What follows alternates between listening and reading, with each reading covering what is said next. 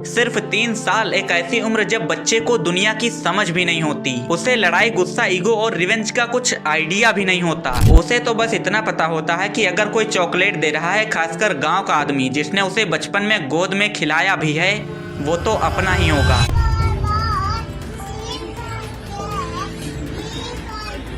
लेकिन महाराष्ट्र के मालेगांव में इसी ईगो और चॉकलेट ने एक 3 साल की बच्ची यादन्या को ऐसी मौत दी जिसे सुनकर शैतान भी कांप जाए।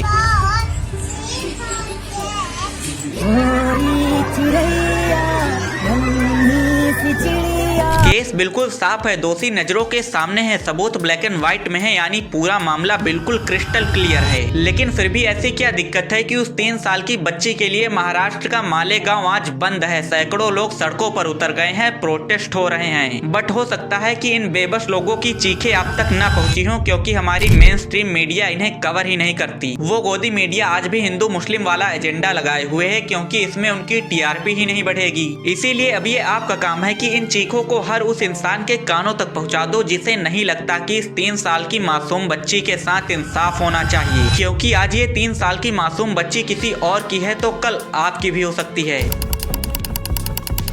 हेलो दोस्तों, तो चलिए जानते हैं ये पूरा मामला कि आखिर ये हैवानियत हुई कैसे। आखिर क्यों सब कुछ साफ होने के बाद भी लोग सड़कों पर उतर गए हैं। और बात यहाँ सिर्फ इसी केस की नहीं बल्कि पूरे सिस्टम की होगी कि आखिर ये फास्ट ट्रैक कोर्ट कितने स्लो हैं। एक बलात्कारी को फांसी के फंदे तक पहुँचाने में क्यों सालों लग जाते हैं और 90% तो पहुँचते तक नहीं। तो चलिए शुरू करते हैं। बात शुरू होती है 16-17 नवंबर 2025 के आसपास महाराष्ट्र के मालेगांव के डोगरले गांव में। हर दिन की तरह एक पिता अपने काम पर जाता है, बच्चे खेलते हैं और परिवार के लोग अपना काम करते हैं। खासकर यहाँ यादन्या के पिता एक फोटोग्राफर थे, मम्मी हाउसवाइफ थी और एक 1 साल की छोटी बहन थी। 3 साल की मासूम बच्ची यादन्या अपने घर के ही बाहर अपने दोस्तों के साथ खेल रही थी, जैसे हर दिन खेलती थी। सब कुछ बिल्कुल नॉर्मल था। लेकिन फिर अचानक सभी बच्चों की आवाजें आना बंद हो गई। पहले तो फैमिली ने इसे बिल्कुल नॉर्मली लिया, आखिर बच्ची गाँव में ही थी, कहाँ चली जाएगी। बट 25-30 मिनट बाद भी पता न चलने पर परिवार ने उस बच्ची को पूरे गांव में ढूंढा। जब शोर मचा तो पूरे गांव ने मिलकर उस बच्ची को ढूंढा। तब जाकर वो गांव के पास के ही एक मोबाइल टावर के पास की झाड़ियों में मिली, जहां उसकी ऐसी हालत थी कि गांव वाले भी पहचान नहीं सके।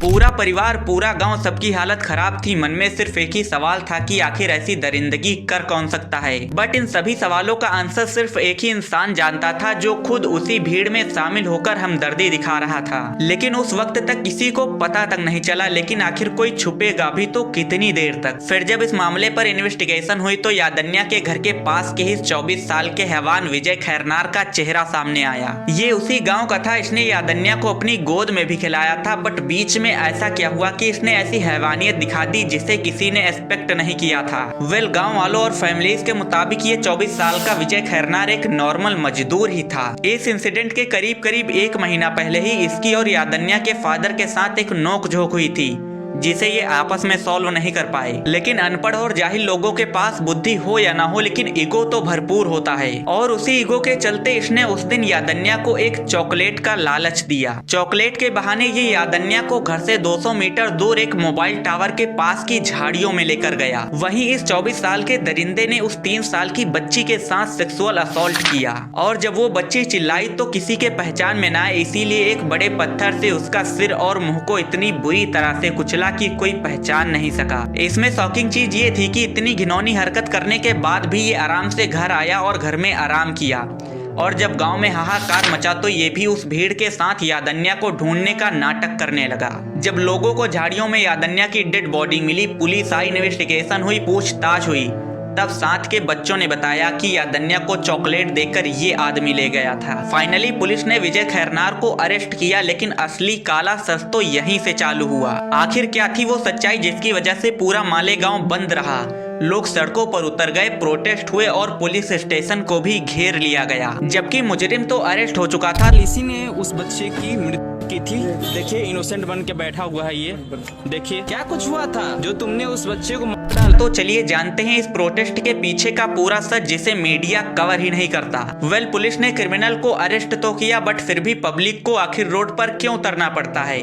किसी गलत चीज के लिए नहीं बल्कि न्याय के लिए, जो कि उसे मिलना ही चाहिए। लेकिन पब्लिक को भी पता है कि बदलापुर केस हो, आरजेकर मेडिकल कॉलेज कोलकाता केस हो या फिर यही मालेगांव केस हो, पैटर्न हर बार वही सेम रहता है। क्राइम होता है, सिस्टम सुस्त रहता है, पब्लिक रोड पर उतरती है, तोड़ फोड़ होती है, तब जाकर कहीं सरकार एसआईटी स्पेशल इन्वेस्टिगेशन टीम बनाती है। क्या अब एक्शन भी सिर्फ तभी लिया जाएगा जब टॉपिक ट्रेंड में आएगा, फिर भी न्याय का कुछ नहीं कह सकते। यहाँ कुछ लोग कहते हैं कि सबूत है, आरोपी अरेस्ट हो चुका है, तो दिक्कत क्या है, रोड क्यों जाम कर रहे हो? तो समझो असल दिक्कत कहाँ है। दिक्कत है कन्विक्शन रेट और पेंडेंसी में। इंडिया में मर्डर और पॉक्सो के लगभग 2.4 लाख कोर्ट केसेस अभी पेंडिंग हैं। एक रिपोर्ट के मुताबिक अगर इसी स्पीड में केस चलते रहे तो 100 साल बीत जाएंगे, फिर भी ये केस खत्म नहीं होंगे। और अगर किसी हालत में केस खुलता भी है तो कन्विक्शन रेट यानी सजा की दर बहुत कम है। खासकर महिलाओं के खिलाफ अपराध में सजा की दर बेहद ही कम है, लगभग 25 से 30%। यानी 100 में से लगभग 70 अपराधी सबूतों के अभाव या गवाहों के पलट जाने की वजह से छूट जाते हैं। हमारी जेलें तो खचाखच भरी हुई हैं, लेकिन उसमें से 75% अंडर ट्रायल हैं, यानी जिनका केस अभी चल रहा है बट फैसला नहीं हुआ। इसके आपको एक नहीं बल्कि हजारों एग्जाम्पल्स मिल जाएंगे। निर्भया केस 2012 जब पूरा देश रोया था, संसद तक हिल गई थी, लेकिन फिर भी फांसी कब हुई? 2020 में। सिर्फ 4 आरोपियों को टांगने के लिए सिस्टम को पूरे 7 साल लग गए। क्या यही है fast track? Kopardi case 2016 Maharashtra का ही एक और भयानक केस, जिसमें आरोपियों को 2017 में फांसी की सजा सुनाई गई, लेकिन आज 2025 है, क्या उन्हें फांसी हुई?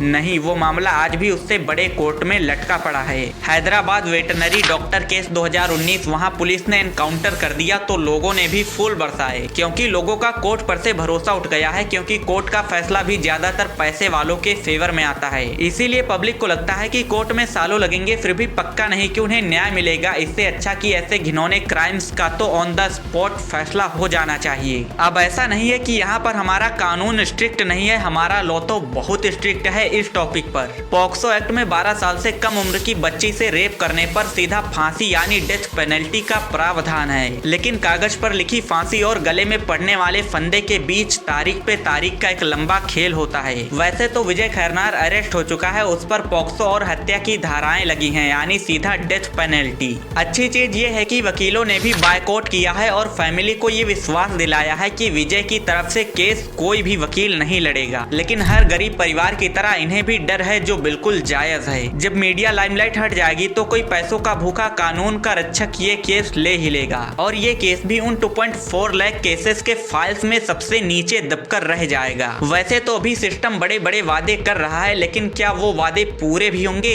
हमें गवर्नमेंट से सिर्फ गिरफ्तारी ही नहीं बल्कि टाइम बॉन्ड जस्टिस भी चाहिए। हमें तो सिस्टम से मांग करनी चाहिए कि ऐसे केसेस का निपटारा सिर्फ 6 महीने के अंदर होना चाहिए, कोर्ट चाहे जो हो। अगर आपको भी लगता है कि भारत के कानून को बदलने की जरूरत नहीं है बल्कि इसे लागू करने के तरीके को बदलने की जरूरत है, तो ये वीडियो जितना हो सके शेयर जरूर करना। यादन्या जैसी बच्चियों को इंसाफ तभी मिलेगा जब ऐसे हैवानों को लटकाया जाएगा, इसीलिए उन्हें इंसाफ मिले तारीख पे तारीख नहीं। और अगर ये नहीं हो सकता तो क्रिमिनल को 2 मिनट के लिए पब्लिक को सौंप दो, इंसाफ तुरंत हो जाएगा। वेल, हम मिलते हैं किसी दूसरी वीडियो में, तब तक के लिए बेस्ट ऑफ लक।